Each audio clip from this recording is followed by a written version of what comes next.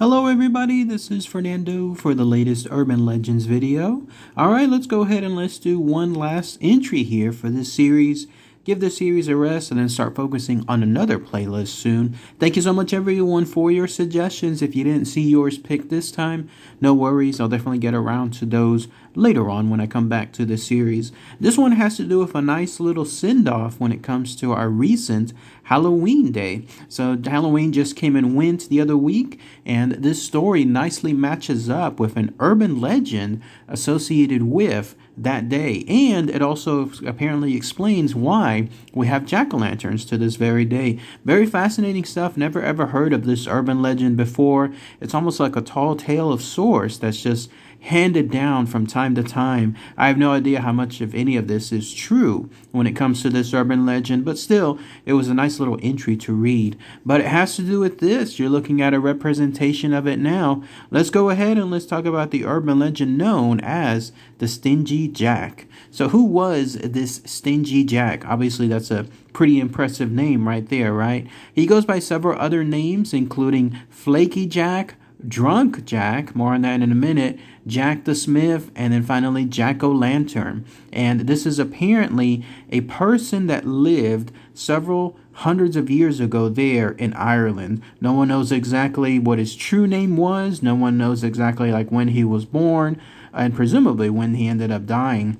But still, the legends go that he was there in Ireland and he had a pretty famous reputation for being the drunk person of the town. You know how in some of these old tales, there's always going to be somebody that's known as the drunkard. Well, in this case, it was this guy, Stingy Jack. And reading the information, it seemed like he was actually an older gentleman. It seemed like he was also somebody who was obviously drunk all the time. Whatever money he would have, he would essentially waste it on alcohol. And he was known to be somebody that was a manipulator in order to try to get more money to then waste on alcohol. And one could easily imagine him making so many enemies throughout his years. Like, who would want to have a friend like that if all they're trying to do is essentially manipulate you to have more money to essentially waste on their own beverages, on their own alcohol? But yeah, there's other theories too, that he was also somebody that was either homeless or just pretty much living from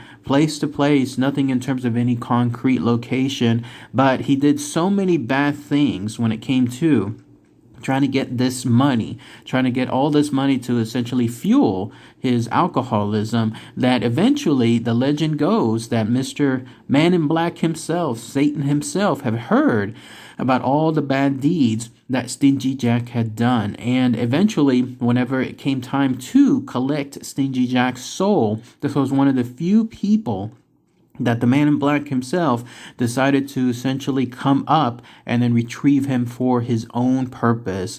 And so when that happened on that fateful night, and again, no one knows exactly when that was, that's where Stingy Jack was once again wandering throughout the night, once again just completely drunk. And then that's when he came across a nonchalant, miscellaneous body within his pathway. And then much to his horror, whenever that body ended up turning its head around, that's when he realized he was looking at the devil himself.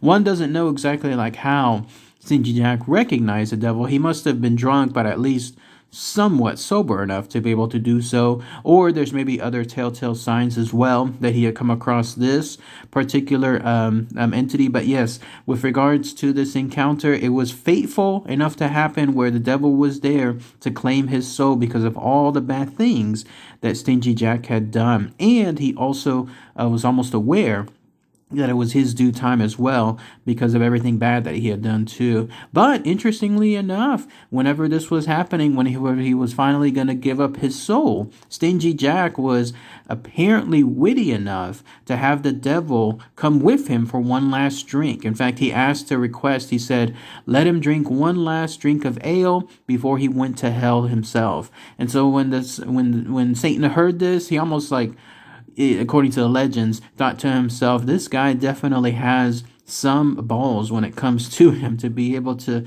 ask this of the devil whenever it's his last night. And so they went together. They went over to a local pub, and then the devil supplied him with as many drinks as he wants.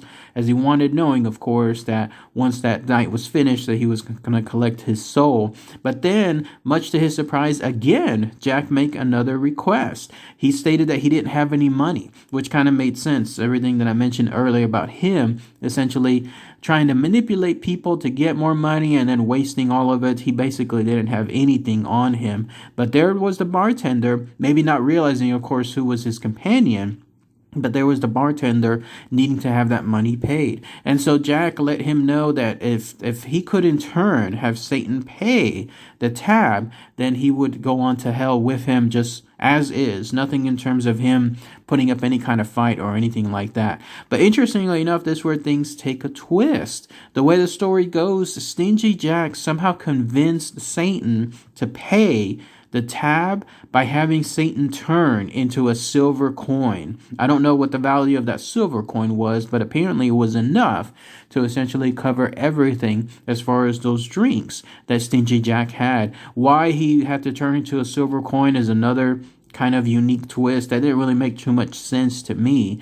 But either way, though, Satan agreed to turn into that silver coin, with the idea being that, hey, once that transaction is finished, you can turn back into the devil, and then I'll come with you straight to hell. And so there he was, Satan somewhere in the corner, turning himself into a coin, and then Stingy Jack picked him up to go over and pay the bartender. But much to the devil's surprise, the urban legend continues that Stingy Jack ended up placing the coin in his pocket. And then guess what else he had within his pocket?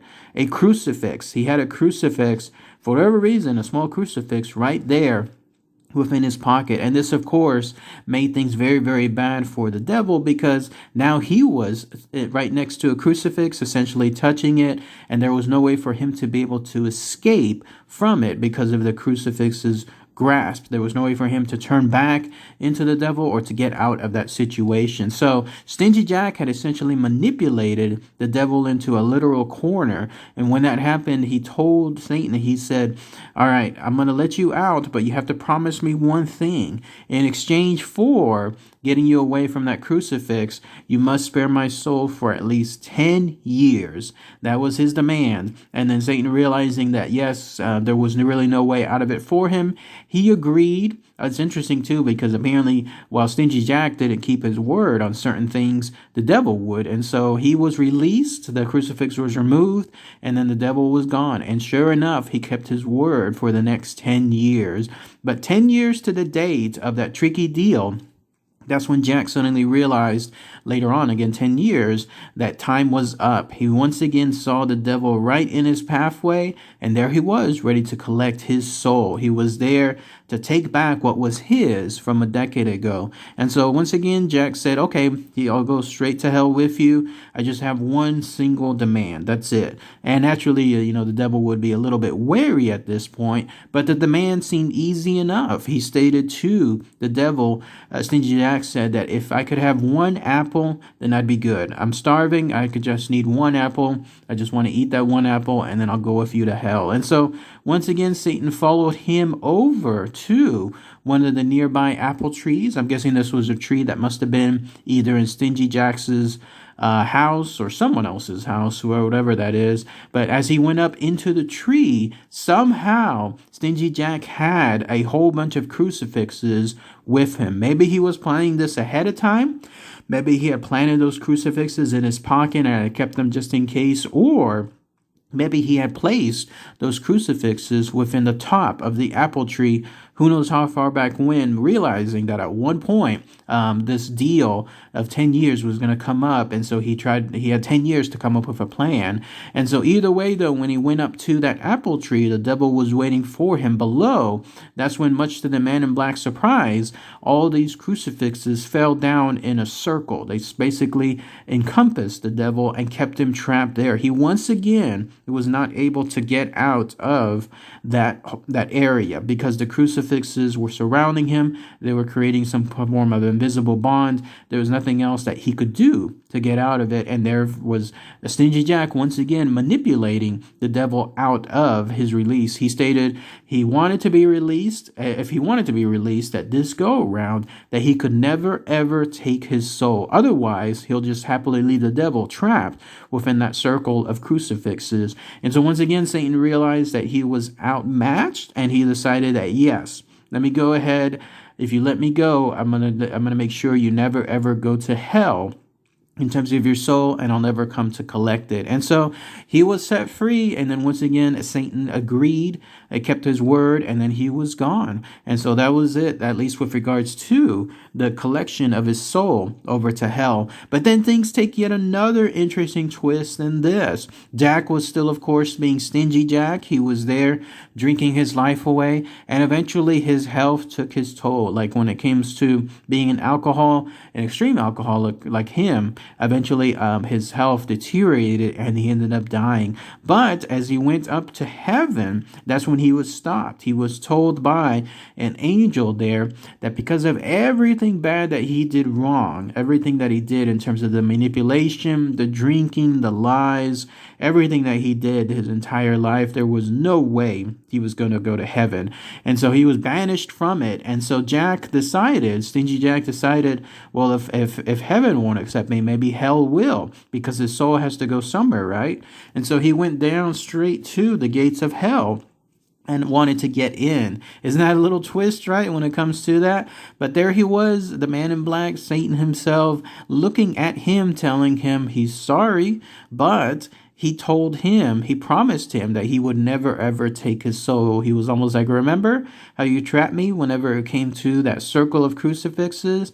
My promise to you was I would never ever take your soul. And he was keeping that promise. And so he banished him out of hell. And now, as the story goes, that Stingy Jack is basically roaming that weird middle ground where he's not in hell and he's not in heaven, but that's why his soul or his body is essentially 100% doomed to roam the earth pretty much forever and ever to the end of time. There's nothing in terms of any happy tale for him, because in his case, his body is just infinite, or his soul is just infinitely roaming about the earth, never ever having any kind of closure there. And to give him almost like a little token of the deviousness that he was doing, the devil gave him an ember, a hollowed out turnip, and inside is an ember that glows forever. It's always burning. And so the idea is that's where the jack-o'-lantern came from. You know how you have those pumpkins and they're carved out and they have those candles within them?